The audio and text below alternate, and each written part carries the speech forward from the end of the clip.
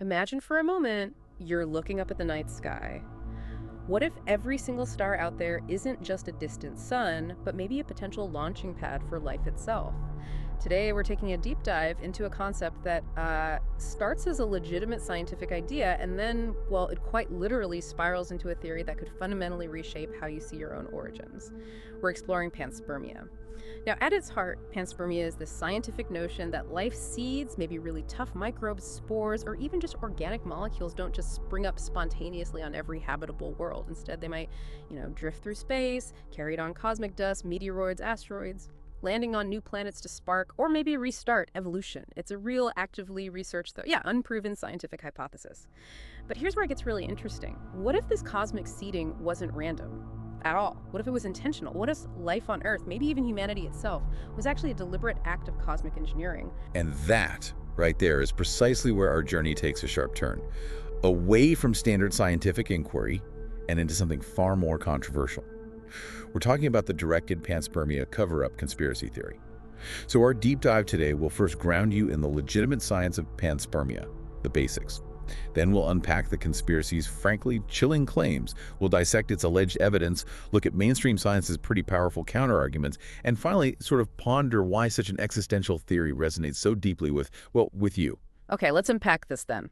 So how did we even get to the idea of cosmic engineers? It all starts, kind of ironically, with a genuine scientific concept. Right, exactly. The bedrock. The word panspermia itself comes from Greek. It means seeds everywhere.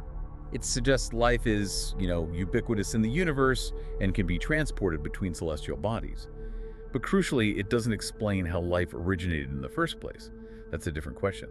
This is just about how it might spread. Yeah. And we talk about a few different flavors of panspermia, each with, let's say, varying degrees of scientific acceptance. The most widely discussed, and probably the most scientifically plausible, is lithopanspermia. You might hear it called natural panspermia.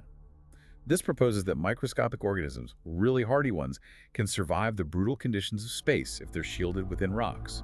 Think meteoroids, asteroids, maybe comets. Stuff ejected from one planet by a massive impact, only to potentially seed life on another habitable world, maybe light years away. A specific version of this is ballistic panspermia. That's more local life transferring between bodies within the same solar system, like Mars to Earth, potentially. Okay, so life hitching a ride on space rocks makes a certain kind of sense. Yeah, and then there's directed panspermia. Now, this is the highly controversial variant, and the one that really launches us into the conspiracy territory we're exploring. It posits that life was intentionally brought to Earth by an intelligent, advanced extraterrestrial civilization. This could be anything from, specially prepared seed packages, maybe genetically engineered organisms, or even the deliberate crash of a vessel carrying primitive life forms designed to kick things off. Wow, okay, that's a leap. But what makes the natural version, lithopanspermia, scientifically compelling? Is there actual evidence? There is circumstantial evidence. First off, the very existence of extremophiles right here on Earth.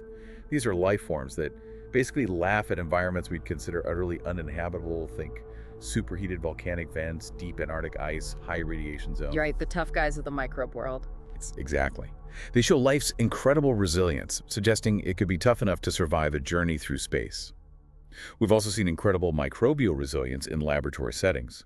Some bacteria spores can survive vacuum, intense radiation, extreme temperatures for long periods, especially if they're shielded inside rock. And importantly, we found meteorites here on Earth that we know came from Mars, like the famous ALH 84 Cirrhosaurus. Oh yeah, I remember that one. Caused a stir. It did. And other meteorites, like the Murchison meteorite, are absolutely packed with complex organic molecules, including amino acids, the literal building blocks of proteins, of life. This suggests these essential ingredients are common cosmic components, not unique to Earth. Calculations even show the potential for both interplanetary and interstellar transfer, though obviously an interstellar journey would require much longer durations and very robust shielding. And here's a truly fascinating historical twist I read about Nobel laureate Francis Crick, co-discoverer of DNA's structure. He and Leslie Orgel actually discussed directed panspermia as a scientific hypothesis way back in the 1970s. They weren't talking about some shadowy cover-up, but using it as a potential, maybe speculative, explanation for why Earth's genetic code seemed so remarkably efficient, almost like it was designed. Exactly, and that's a crucial distinction to make right now. Crick and Orgel were speculating scientifically. So While the idea of natural panspermia remains an active area of scientific inquiry, a real possibility being explored, the notion of intentional directed panspermia as a literal past event that actually happened.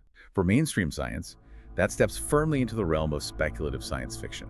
Interesting thought experiment, maybe, but not science as we know it. Yeah. But for the conspiracy theorists we're digging into today, this isn't fiction at all. It's a profound, hidden truth. And it's that profound hidden truth we're delving into now, because if natural panspermia is one thing, the idea of intentional seeding, yeah, that's where things get way more controversial. For the people who believe this conspiracy, this isn't just a hypothesis, right? It's presented as fact, a deliberate act of creation. Absolutely. That's the core claim, that humanity, and maybe all of Earth's rich biodiversity, aren't some random outcome of a primordial soup bubbling away for billions of years. No, the claim is it's the direct result of an alien genetic engineering project, or maybe a huge cosmic terraforming initiative, or just a deliberate seeding event orchestrated by highly intelligent beings from, well, somewhere else. We are, in this view, essentially a cosmic experiment, or maybe a meticulously tended garden, or perhaps even a kind of biological library for the universe. A biological library? Huh. So who are they? Who are these alleged seeders? Well, so the seeders themselves are depicted in several sort of compelling ways within the theory. It varies. They might be cosmic gardeners or engineers, maybe an ancient benevolent civilization just nurturing life across the cosmos because, well, that's what they do. Or a bit colder, perhaps. They could be scientific experimenters. A detached alien race conducting a vast, multi-generational biological study with Earth as just one of their little test tubes. That's a bit unsettling. It is. Some theories suggest they were refugees or colonizers. Maybe their own home planets were dying, and they sent out these genetic lifeboats to seed new worlds as a desperate measure. And then there's the pertinent reinterpretation of ancient myths. The gods of antiquity, descending from the heavens, teaching humanity in this view. They were these alien seeders, giving us an initial push before maybe stepping back. It's a really dizzying thought, humanity as a cosmic project. But okay, if this grand experiment were true, how, according to the theory, would these seeders have actually pulled it off? Was it subtle or something more direct? Yeah, the actual seeding event or mechanism takes various forms in the theory. And it's usually not just simple microbes, like in natural panspermia. Proponents often claim complex DNA, RNA, or maybe even entire genetic blueprints for advanced life forms. Potentially even early hominins or Homo sapiens were precisely deposited on Earth. That would explain, for them, these apparent rapid evolutionary leaps. So not just kickstarting life, but actively guiding it. Exactly. Or perhaps they used engineered microbes, specifically designed to thrive in Earth's early environment, but carrying intricate genetic instructions locked inside, ready for future complex life to emerge. Some even suggest basic, yet genetically sophisticated proto-life forms were sent things designed specifically to kickstart complex evolution down a certain path. And the theory often points to direct intervention points at critical junctures in Earth's history, times where they might have, accelerated evolution or introduced entirely new types of creatures. Like what? Any specific examples they use? Oh, definitely. The Cambrian explosion is a big one. That period, roughly 540 million years ago, when nearly all major animal phyla appeared relatively suddenly in the fossil record. For proponents of this theory, that's often cited as the prime example of an alien insertion, or maybe a massive genetic download. Okay, so the how is pretty elaborate. What about the why? Why would aliens go to all this trouble? What are the supposed motives? The why. The motives of these alleged seeders are fascinatingly varied, and they really get to the heart of the matter. It could be pure scientific curiosity, just studying how life evolves across different cosmic environments. Earth as a data point. Or perhaps it was terraforming and planetary engineering, maybe transforming barren worlds into living ecosystems, perhaps for their own future use, or maybe just as a grand cosmic art project. Who knows? Or maybe something more urgent. Possibly. Yeah. There's the idea of preservation of life or biodiversity, creating cosmic arcs, essentially, to save life forms from elsewhere. If their own star was dying, maybe they were creating a new home, kind of long-term succession planning for their civilization, seeding planets that might be suitable later. And then you get into the more unsettling motives, resource cultivation, where maybe humanity is viewed as a crop for specific biological resources. A crop. Yikes. Yeah. Or maybe a cosmic prime directive type thing, guiding life subtly without overt interaction, like a vast unseen hand shaping our destiny. If any of this theory is to be believed, it doesn't just rewrite our textbooks, it fundamentally redefines who we are. We're not just a random blip, but a meticulously crafted project, which has implications that would, quite literally shatter every established understanding of our existence. And it's precisely that earth-shattering truth the theory claims, that they, whoever they are so desperate to keep hidden. Which brings us right to the core of the cover-up aspect, this chilling idea that powerful institutions, right now, allegedly know this profound truth about humanity's alien genesis and are actively, deliberately suppressing it. Exactly. The conspiracy theory identifies several key groups as the suppressors. Governments are usually top of the list, particularly shadowy elements like the deep state or the military-industrial complex. Their alleged motives: fear of losing control, a desperate desire to monopolize any advanced alien technology recovered, and frankly, preventing worldwide panic. Okay, governments. Who else? The scientific establishment. Mainstream scientists, evolutionary biologists, geneticists, paleontologists. They're often depicted in one of two ways.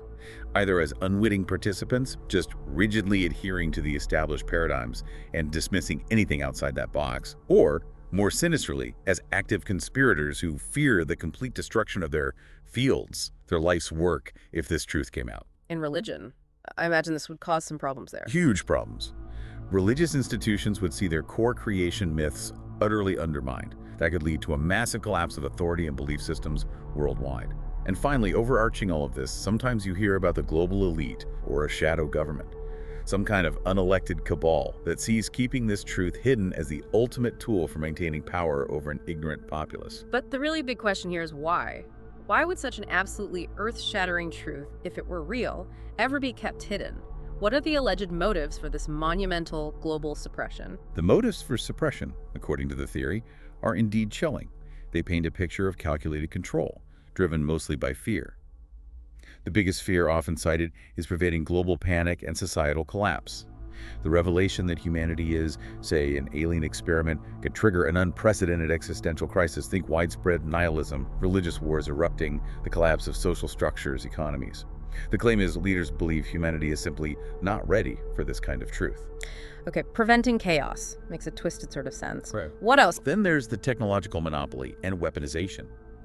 If the seeding involved advanced alien bioengineering or genetic tech, or maybe even propulsion systems, governments would be absolutely desperate to reverse engineer and monopolize it.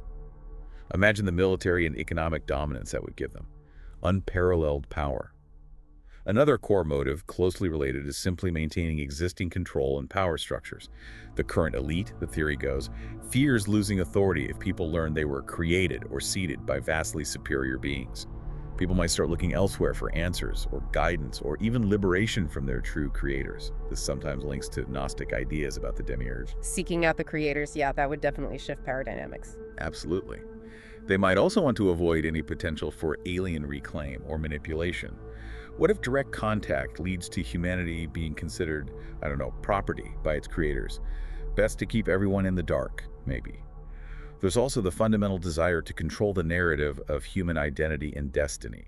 If you control the origin story, you control how people see themselves, their place in the universe, their ultimate purpose. Control the past to control the future. Precisely. And finally, a perhaps more mundane but still powerful motive: protecting existing financial and energy industries. What if the alien tech involved free energy or other advancements that would completely upend the global economy? Can't have that. Okay, so the motives are pretty heavy. How do they supposedly do it? How is this massive secret kept? Well, the alleged methods of suppression are what you might expect from a deep conspiracy narrative. Outright ridicule and dismissal is a big one.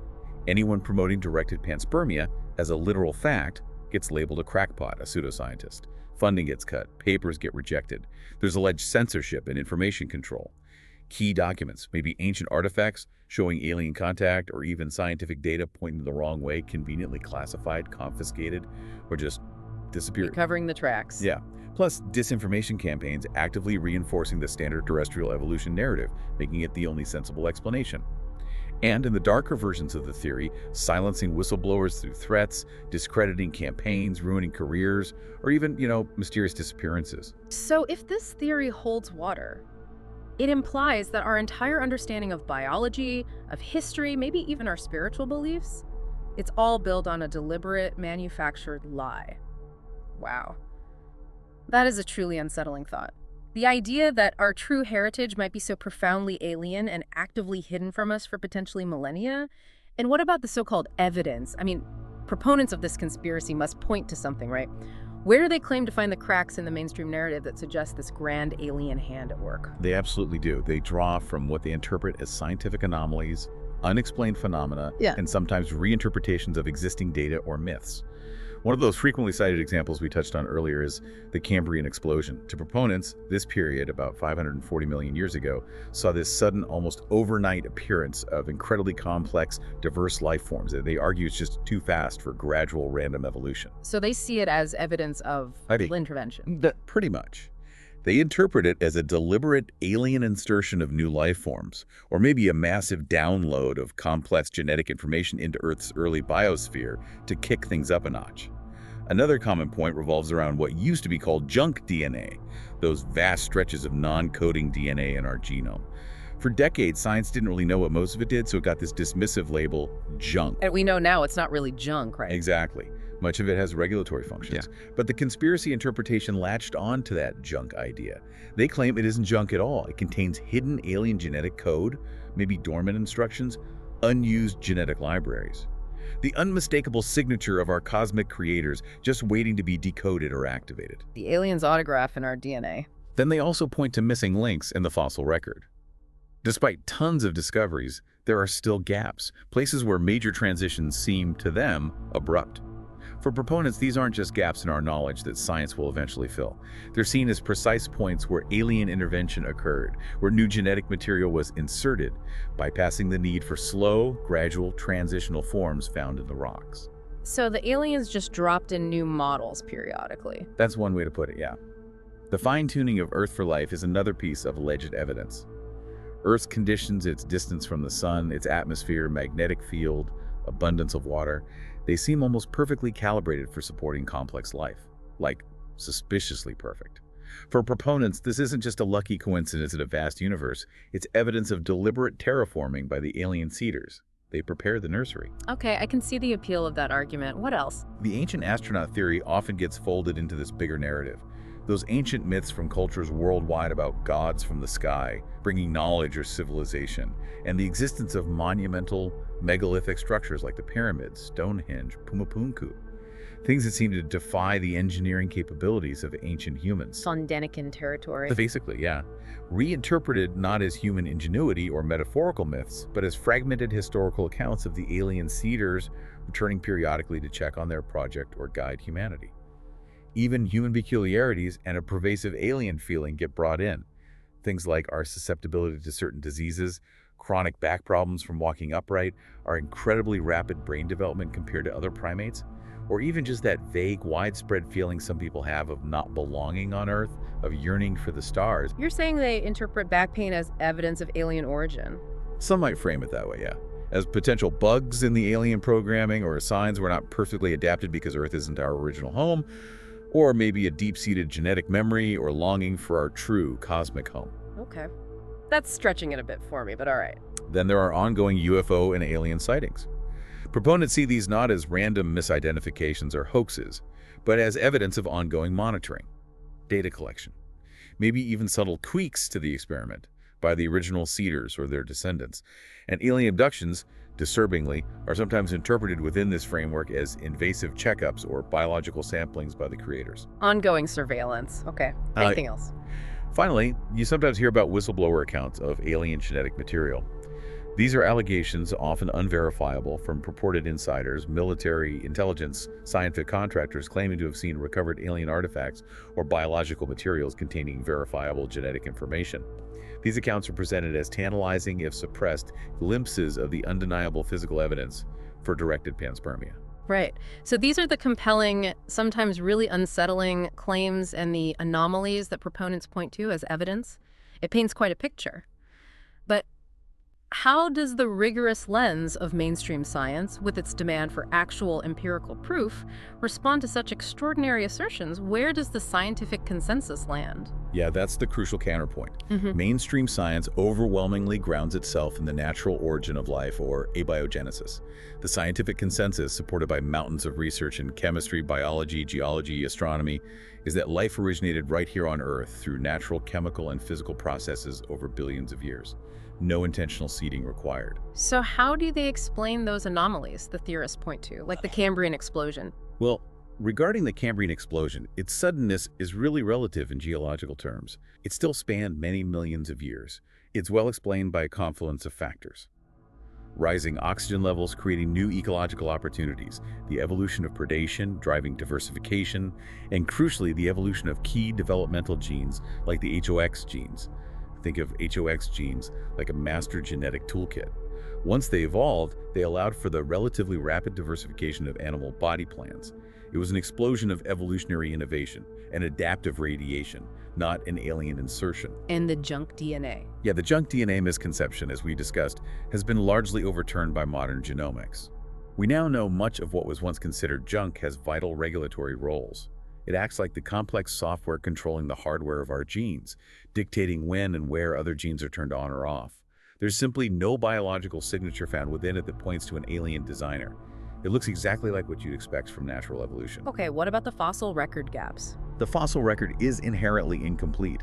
That's just the nature of fossilization. It's a rare event. This is not evidence of alien intervention. It's a fragmentary record. And paleontologists are constantly making new discoveries that fill in those gaps. Evolutionary theory predicts descent with modification, and the fossils we do have strongly support that, even if we don't have every single transitional form lined up perfectly. And the fine-tuning of Earth seems too perfect. For proponents, yeah, the sheer Goldilocks perfection of Earth screams designer. But mainstream science often invokes the anthropic principle and statistical probability. The anthropic principle basically says, of course we observe conditions suitable for our existence, because if conditions weren't suitable, we wouldn't be here to observe them. We exist, therefore the conditions for our existence must exist. Pretty much. And in a universe as staggeringly vast as ours, with potentially trillions of planets, the statistical probability of some planets cropping up with just the right conditions for life, purely by chance, is actually quite high. We just happen to be on one of them. Okay, that makes sense statistically. Ancient astronauts. Ancient astronaut theories have been widely and thoroughly debunked by archaeologists, historians, and engineers. Those impressive megalithic structures, explained by human ingenuity, sophisticated knowledge of mechanics and geometry, even if different from ours, and massive coordinated labor forces. Ancient myths are understood as rich cultural narratives, often metaphorical or allegorical, not literal historical accounts of ET visits. And our weird human traits, like back pain. Those human peculiarities are explained by evolution. They're often evolutionary trade-offs. Walking upright gives us advantages but stresses the spine. Our big brains are great, but make childbirth difficult. It's the result of our specific, sometimes awkward path of hominin evolution and adapting to changing environments. There's zero biological evidence pointing to alien engineering. And UFOs, abductions. Yeah, UFOs and alleged abductions are overwhelmingly explained by more mundane things. Misidentification of known objects, planes, satellites, weather balloons, drones, psychological phenomena, sleep paralysis, false memories, hoaxes, or cultural influences shaping perceptions. There's simply no independently verifiable, credible, physical evidence of alien abduction or ongoing monitoring presented to science. And finally, looking at the cover-up itself, there's the sheer impossibility of maintaining such a vast, enduring secret. Think about it. Keeping a secret of humanity's alien origin hidden for decades, maybe centuries, it would require absolute silence and perfect complicity from countless thousands, maybe millions, of scientists, government officials, military personnel, across multiple nations, across generations. Yeah, that seems unlikely. The bigger the secret, the harder it is to keep, especially one that big. Exactly. It really strains credulity. Brings home that old saying, doesn't it? 3 people can keep a secret if 2 of them are dead. A global secret of this magnitude just seems practically impossible to maintain. And, applying Occam's razor, the principle that the simplest explanation is usually the best. The natural processes of abiogenesis and subsequent evolution, while incredibly complex and still being understood, are vastly more parsimonious explanations for life on Earth than invoking a vast secret alien seeding operation coupled with an impossibly perfect global cover-up. Okay, so science presents some pretty strong counterarguments and finds no real evidence. But despite that clear dismissal, what's truly fascinating here, and maybe the most interesting part for our deep dive, is why.